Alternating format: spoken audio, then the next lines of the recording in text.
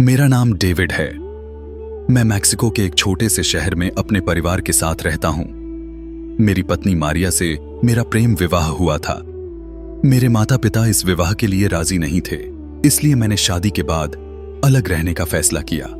पर कुछ सालों बाद मारिया की समझदारी, घर चलाने का हुनर को देख मेरे माता पिता की राय उसके बारे में बदल गई और उन्होंने उसे अपने परिवार का हिस्सा बना लिया। हम सब एक खुशहाल परिवार की तरह रहते हैं। हालांकि मैं उनके साथ नहीं रह पाता क्योंकि मेरा ऑफिस उनके घर से 2 घंटे के रास्ते पर है, पर हर शनिवार हम उनसे मिलने जरूर जाते हैं। मेरे परिवार में मेरा 10 वर्ष का बेटा पीटर, 5 वर्ष की बिटिया सोफिया और 5 महीने का छोटा सा नवजात शिशु ओलिवर है। एक दिन मुझे मेरे पिताजी का फोन आया कि हमारी दादी की तबीयत अचानक बहुत खराब हो गई है और उनकी आखिरी इच्छा है कि हम सब उनके अंतिम समय में उनके पास रहें। वह मेरे छोटे बेटे और लीवर को भी देखना चाहती थीं। मेरी दादी शहर से थोड़ा दूर बहुत ही सुंदर बंगले में रहती थीं। वह बंगला इसलिए सुंदर नहीं था कि वह बहुत आलीशान बना हुआ था। वह एक छोटा सा बंगला था जिसमें बहुत साधारण सी सुविधाएं उपलब्ध थीं। वह बंगला सुंदर इसलिए था क्योंकि वह 3 तरफ से एक झील से घिरा हुआ था। वह बहुत ही सुंदर झील थी जिसे देखकर मन प्रफुल्लित हो उठता था। मेरे पिताजी दादी के साथ नहीं रह पाते थे क्योंकि शहर में उनकी अपनी दुकान थी। पिताजी ने बहुत कोशिश की कि दादी उनके पास आकर रहें, पर दादी वह घर छोड़ने को तैयार ही नहीं थीं। उनका मन उसी घर में बसा हुआ था। दादी की इच्छा की पूर्ति के लिए हमने यह फैसला लिया कि हम उनके पास जाकर रहेंगे। पिताजी ने दुकान का काम नौकरों पर छोड़ दिया और मैंने भी अपने ऑफिस से 1 महीने की छुट्टी ले ली। जब हम सब वहां पहुंचे तो दादी हमें देखकर बहुत खुश हुई। उन्हें विश्वास नहीं हुआ कि हम सब उनके बुलाने पर आ गए। मेरे बच्चे पहली बार उन्हें मिल रहे थे। उन्होंने उन तीनों को बहुत प्यार किया और उनके लिए बहुत सारी मिठाइयां और चॉकलेट मंगवाई। क्योंकि वह घर हम सब के लिए थोड़ा छोटा था, इसलिए हम सबको किसी न किसी तरह वहां पर एडजस्ट करना था। दादी ने सबके लिए इंतजाम कर रखे थे। उन्होंने बच्चों को कड़ी हिदायत दी कि कोई भी बिना मां बाप के झील पर घूमने नहीं जाएगा। 2-3 दिन बहुत ही आराम से गुजर गए। बच्चों को उस बंगले में मजा आ रहा था। हालांकि रात को उन्हें वहां थोड़ा डर लगता था क्योंकि उन दोनों को बाहर हॉल में सोना पड़ता था। दादी की तबीयत दिन पर दिन खराब होती जा रही थी। हम सब बस यही दुआ कर रहे थे कि वह आराम से इस दुनिया को अलविदा कह सकें और उनकी जो भी ख्वाहिश है उसे हम उनके रहते पूरा कर पाएं। मेरी बेटी सोफिया जब भी रात को बाथरूम जाने के लिए उठती है तो वह अपनी मां को आवाज देती है। उसे अकेले बाथरूम जाने से डर लगता है। उस रात भी जब वह उठी तो उसने अपनी मां को आवाज दी। हमारा कमरा ऊपर था, इसलिए हमें उसकी आवाज सुनाई नहीं दी। जब सोफिया ने 2-3 बार आवाज दी और मारिया ने नहीं सुनी तो उसने एक बार चिल्लाकर उसे पुकारा। तभी उसे दरवाजे में से एक औरत आती नजर आई। उसने सफेद रंग का गाउन पहन रखा था और अपने चेहरे को भी सफेद दुपट्टे से ढक रखा था। उसके काले लंबे घने बाल थे। सोफिया को उसका चेहरा ढंग से दिख नहीं रहा था, पर उसे देखकर सोफिया को बहुत अजीब लगा क्योंकि उसे यह एहसास था कि यह उसकी मां नहीं हो सकती, क्योंकि उसने बहुत अलग तरह के वस्त्र पहन रखे थे। वह औरत दरवाजे के पास खड़ी होकर सुबकियां लेने लगी। सोफिया यह देख घबरा गई। वह उठकर उसके पास पहुंची। जैसे ही वह उस औरत के नजदीक गई, उस औरत ने अपने हाथों से अपने चेहरे पर ढके दुपट्टे को हटा दिया। उसके चेहरे को देखते ही सोफिया घबरा गई। वह फर्श पर गिर गई। फिर वह भागकर अपने पलंग पर चढ़ गई और अपने आप को चादर से ढक लिया और खूब तेज चिल्लाने लगी। उसके चिल्लाने की आवाज से हम सब उठ गए। मैं और मारिया भागते हुए नीचे आए तो देखा कि उसने अपने आप को चादर से ढक रखा था और बुरी तरह से कांप रही थी। हमारे बहुत कहने के बाद उसने चादर हटाई और अपनी मां से लिपटकर रोने लगी। थोड़ी देर बाद जब वह शांत हुई तब हमने उससे पूछा तो उसने सब कुछ हमें बताया। हमने थोड़ा सोचा और उसके बाद हमें ऐसा लगा कि शायद उसने कोई सपना देखा था। हमने उसे समझा बुझाकर सुला दिया, पर उस दिन के बाद सोफिया हॉल में नहीं सो पाई। वह हमारे साथ ही उस छोटे कमरे में नीचे फर्श पर बिस्तर लगाकर सो जाती थी। अब मेरा बेटा पीटर अकेले ही हॉल में सोने लगा। अंदर से शायद वह भी डरा हुआ था, पर बाहर से वह अपने आप को बहुत बहादुर दिखाता था। जब भी वह रात को सोता तो टीवी और लाइट ऑन करके सोता। एक रात जब वह गहरी नींद में सो रहा था तो अचानक कुत्तों के भौंकने की आवाज से वह उठ गया। वह यह देखकर हैरान हो गया कि लाइट और टीवी दोनों ही बंद थे। तभी उसे किसी महिला की रोने की आवाजें आने लगीं। पहले उसे लगा कि शायद दादी मां की तबीयत ज्यादा खराब हो गई है और वह रो रही हैं। तो वह दादी के कमरे में गया, पर वहां उसने देखा कि दादी आराम से गहरी नींद में सो रही थीं। वह वापस हॉल में अपने बिस्तर पर जाकर लेट गया, पर वह रोने की आवाज तेज होती जा रही थी। ऐसा लग रहा था कि कोई औरत बहुत घंटों से रो रही है और अब उसका गला सूख चुका है। वह हिम्मत करके खिड़की के पास पहुंचा तो उसने महसूस किया कि वह आवाज उसके करीब आती जा रही है। वह समझ नहीं पा रहा था कि वह क्या करे।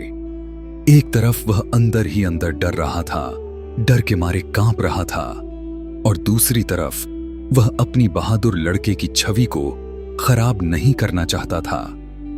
वह नहीं चाहता था कि कोई भी उसे डरपोक बुलाए। उसने सोचा कि उसे खिड़की से बाहर झांक कर देखना चाहिए, शायद कोई महिला सच में तकलीफ में हो। जैसे ही उसने खिड़की खोली उसे उस महिला की आवाजें आने लगीं। वह महिला रो रो कर बोल रही थी, मेरे बच्चों को बचाओ, मेरे बच्चों को बचाओ। पीटर को लगा कि शायद उस महिला के बच्चे मुसीबत में हैं, इसलिए वह रोकर मदद मांग रही है। पीटर ने पूरी खिड़की खोल जैसे ही अपना मुंह खिड़की से बाहर निकाला तो वह महिला उसके सामने आकर खड़ी हो गई।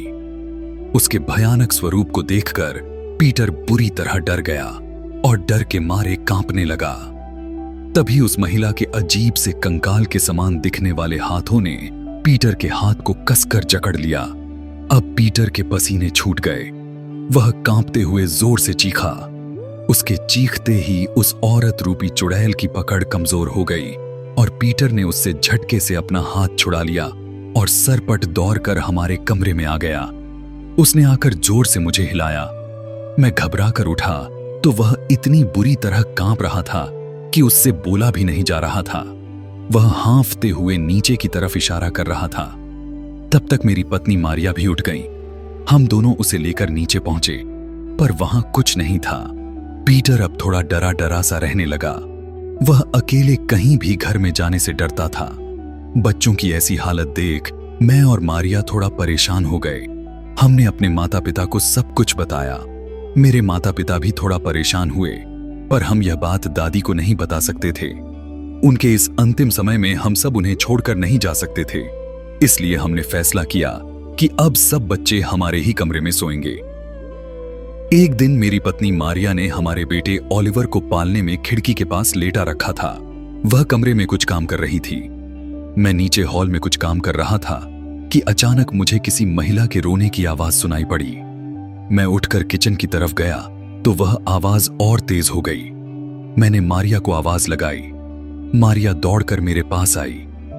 मैंने उसे वह आवाज सुनने को कहा।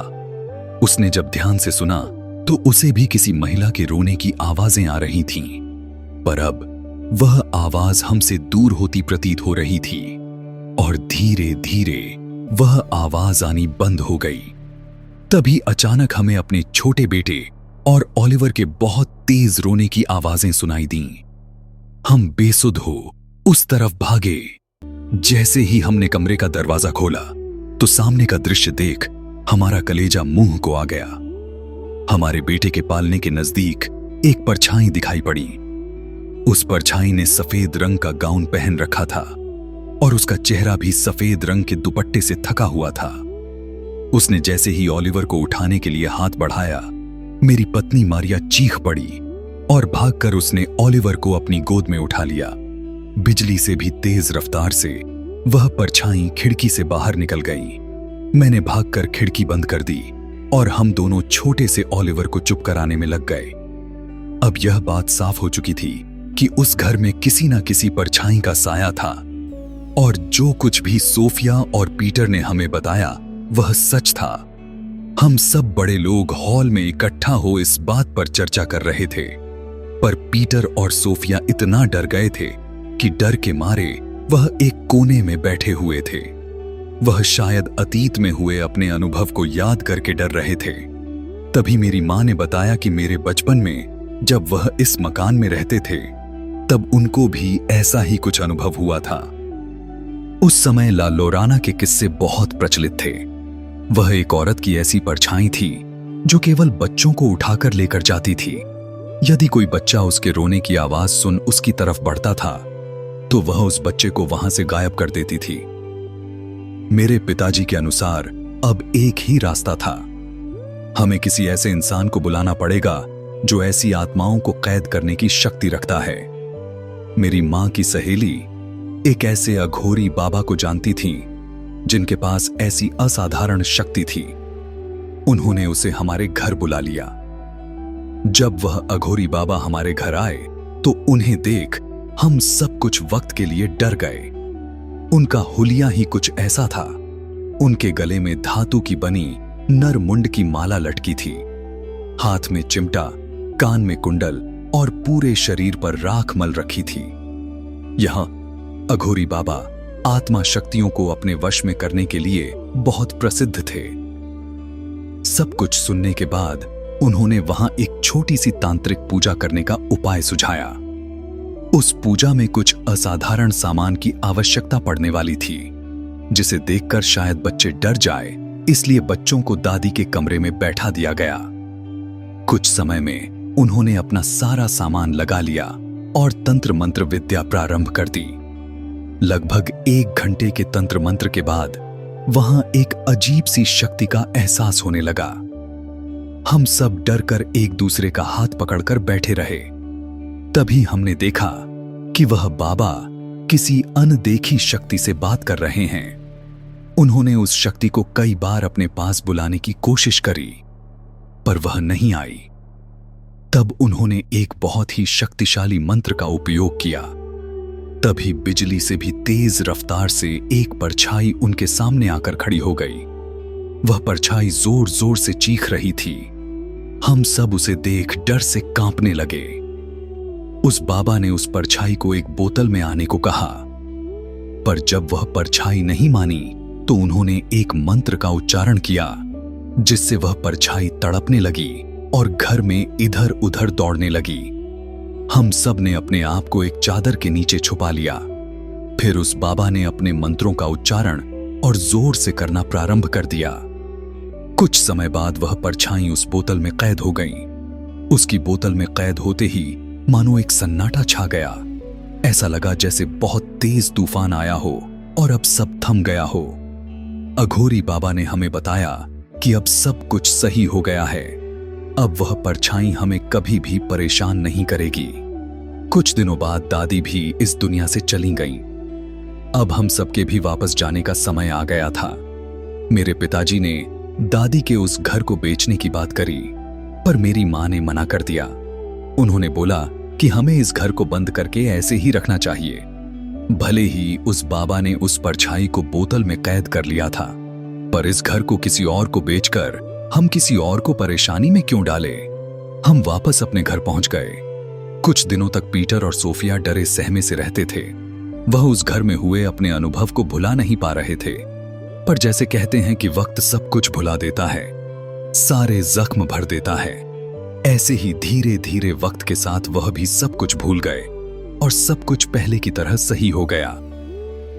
दोस्तों, अगर आपको हमारी ये कहानी अच्छी लगी तो प्लीज हमारे चैनल को सब्सक्राइब और वीडियो को लाइक करें। मिलते हैं अगली वीडियो में।